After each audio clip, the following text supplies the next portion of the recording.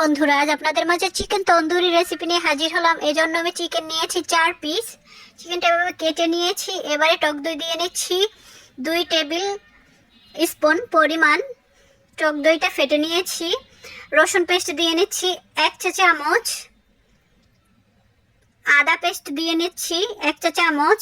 হলুদ গুঁড়ো দিয়ে নিচ্ছি 1/2 চা চামচ। মরিচ গুঁড়ো দিয়ে নিয়েছি 1 চা চামচ। লবণ দিয়ে নিচ্ছি স্বাদ মতো। এবারে তন্দুরি মশলা দিয়ে নিচ্ছি 1/2 চা চামচ। ভালো করে মাখিয়ে ম্যারিনেট করে রেখে দিচ্ছি 2 ঘন্টার জন্য। খুব ভালো করে মাখাতে হবে। এখন একটি প্যানে বাটার দিয়ে নিচ্ছি 1 টেবিল স্পুন। ম্যারিনেট করে রাখা চিকেনগুলো বাটারের মধ্যে দিয়ে নিচ্ছি ভাজার জন্য। আমি বাটারের সাথে সামান্য তেলও দিয়ে নিয়েছি। 2 টেবিল চামচ পরিমাণ তেল দিয়ে নিয়েছি। এবারে ঢাকনা দিয়ে ঢেকে 10 মিনিটের মতো কম আঁচে জাল করে নিব। 10 মিনিট পর ঢাকনাটা উঠিয়ে এবারে চিকেনগুলো উল্টে পাল্টে নিচ্ছি। তৈরি হয়ে গেল মজাদার চিকেন তন্দুরি। রেসিপিটি আপনাদের কেমন লেগেছে অবশ্যই কমেন্ট করে জানাতে ভুলবেন না।